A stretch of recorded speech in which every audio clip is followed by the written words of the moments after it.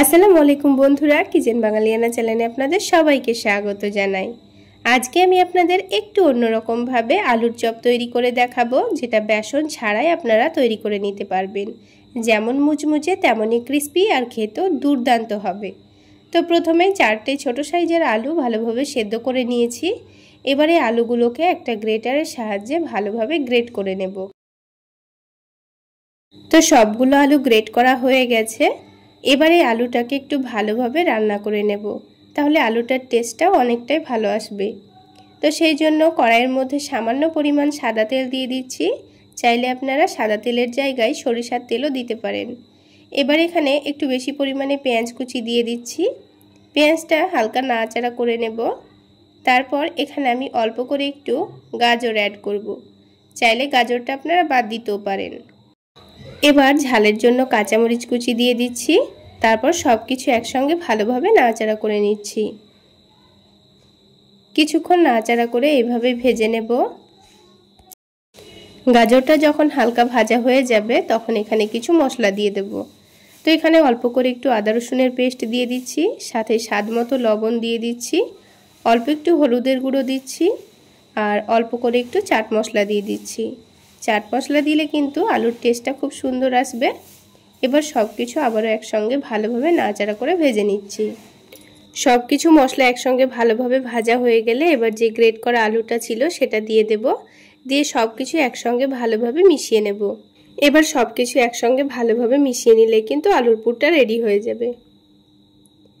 তো দেখুন বন্ধুরা, আলুর পুরটা ভালোভাবে মিশিয়ে নিয়েছি। এবার নামানোর একটু আগে অল্প করে একটু ধনেপাতা কুচি দিয়ে দিচ্ছি, তাহলে আলুর পুরটা খেতে আরও ভীষণ ভালো লাগবে। তো ধনেপাতা দিয়েও আবারও ভালোভাবে মিশিয়ে নিয়েছি। এবার এটাকে একটা বাটির মধ্যে তুলে রাখছি। তো আলুর পুরটা আমাদের রেডি করা হয়ে গেল। এবার এটা ঠান্ডা হতে দিয়ে বাকি কাজগুলো আমাদের করে নিতে হবে। তো তার জন্য আলাদা একটা প্লেটের মধ্যে 3 টেবিল চামচ পরিমাণ কর্নফ্লাওয়ার নিয়ে নিচ্ছি। কর্নফ্লাওয়ারের পরিবর্তে আপনারা চাইলে চালের গুঁড়োও নিতে পারেন।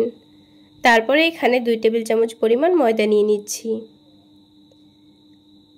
এবার অল্প করে একটু লবণ দিয়ে দেব। দিয়ে অল্প অল্প করে পানি দিয়ে একটা পাতলা ব্যাটার তৈরি করে নেব। খুব বেশি ঘনও হবে না, আবার অনেকটা পাতলাও হবে না। তো একটা হ্যান্ড উইক্সের সাহায্যে আমি সব কিছু একসঙ্গে ভালোভাবে মিশিয়ে নিচ্ছি। চাইলে আপনারা কাঁটা চামচ দিয়েও মিশিয়ে নিতে পারেন। এই ব্যাটারের মধ্যে যেন একটুও দলাভাব না থাকে। তো কিছুক্ষণ মিশিয়ে নেওয়ার পর দেখুন ব্যাটারটা কিন্তু আমাদের রেডি করা হয়ে গেছে। আর আলাদা একটা প্লেটের মধ্যে অল্প করে একটু টোস্ট বিস্কুট গুঁড়ো করে নিয়েছি।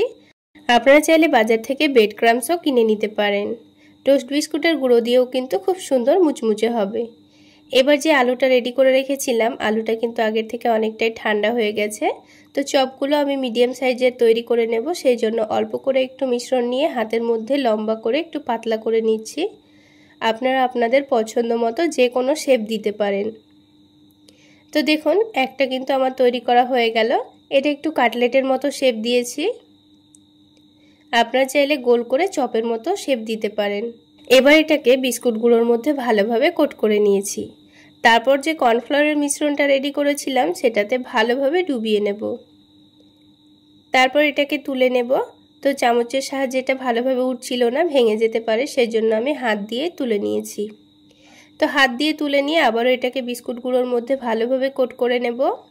তারপর আবারও এটাকে কর্নফ্লাওয়ারে ভালোভাবে ডুবিয়ে আবারও বিস্কুটগুলোর মধ্যে কোট করে নেব। তো আমি চপগুলোর মধ্যে ডবল কোটিং করে নিচ্ছি, তাহলে এই চপগুলো অনেকটাই ক্রিস্পি মুচমুচে তৈরি হবে। চাইলে আপনারা একবার কোট করেও ভেজে নিতে পারেন। তো দেখুন আবারও ডুবিয়ে নিয়েছি, দিয়ে তুলে নিয়ে আবারও বিস্কুটগুলোর মধ্যে ভালোভাবে কোট করে নেব। এইভাবেই সবগুলো চপ প্রথমে রেডি করে রাখতে হবে। এখানে চাইলে আপনারা আলুর পরিবর্তে মাংস কিংবা মাছ দিয়েও এইভাবে চপগুলো বানিয়ে খেতে পারবেন, দেখবেন দারুণ লাগবে। আর এইভাবে সবগুলো চপ রেডি করে নিয়ে ফ্রিজে স্টোর করে রেখেও যখন ইচ্ছে তখন ভেজে খেতে পারবেন। তো দেখুন সবগুলো চপ কিন্তু আমার রেডি করা হয়ে গেছে। এবার এগুলোকে আমি সাথে সাথে ভেজে নেব। তো ভেজে নেওয়ার জন্য প্যানের মধ্যে পরিমাণ মতো তেল দিয়ে দিচ্ছি। তো তেলটা গরম করে যখন চপগুলো তেলের মধ্যে দিচ্ছিলাম সেই ভিডিও ক্লিপটা কিন্তু আমার স্কিপ হয়ে গেছে, সেই জন্য আমি দুঃখিত। তো দুটো চপ আমি তেলের মধ্যে দিয়ে গ্যাসের ফ্লেমটা মিডিয়াম টু লোতে রেখে একটু সময় নিয়ে ভেজে নেব, তাহলে চপগুলো অনেকটাই ক্রিস্পি এবং মুচমুচে তৈরি হবে।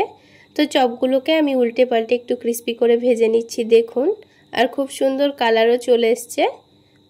এবার তেলটা ঝরিয়ে নিয়ে আমি চপগুলোকে তুলে নেব। বন্ধুরা একবার হলো এভাবে চপ তৈরি করে খেয়ে দেখবেন দারুণ লাগবে। তো দেখুন বন্ধুরা, দুটো চপ কিন্তু আমাদের ভাজা হয়ে গেছে। ঠিক একইভাবে আমি বাকি চপগুলো ভেজে নেব। তাহলে বন্ধুরা আজকের এই আলুর চপ রেসিপি আপনাদের কেমন লাগলো অবশ্যই কমেন্ট সেকশানে জানাবেন। আর ভালো লাগলে একটা লাইক শেয়ার করে দেবেন। আর আমার এই সহজ রেসিপিগুলো যদি ইউটিউব চ্যানেল থেকে দেখে থাকেন চ্যানেলটি সাবস্ক্রাইব করে দেবেন। আর ফেসবুক পেজ থেকে দেখে থাকলে পেজটি ফলো করে দেবেন। তো দেখুন বন্ধুরা, সবগুলো চপ কিন্তু আমার ভাজা হয়ে গেছে। এবার আমি আলাদা একটা প্লেটের মধ্যে টমেটো সসের সঙ্গে চপগুলোকে পরিবেশন করে নিচ্ছি। এবার একটা চপ আপনাদের ভেঙেও দেখিয়ে দিচ্ছি কতটা মুচমুচে ক্রিস্পি হয়েছে, আর খেতেও কিন্তু দারুণ হয়েছিল। তাহলে বন্ধুরা আজকে এই পর্যন্তই। সকলে অনেক বেশি ভালো থাকবেন, সুস্থ থাকবেন। দেখা হচ্ছে আরও একটি নতুন রেসিপি নিয়ে নেক্সট এপিসোডে।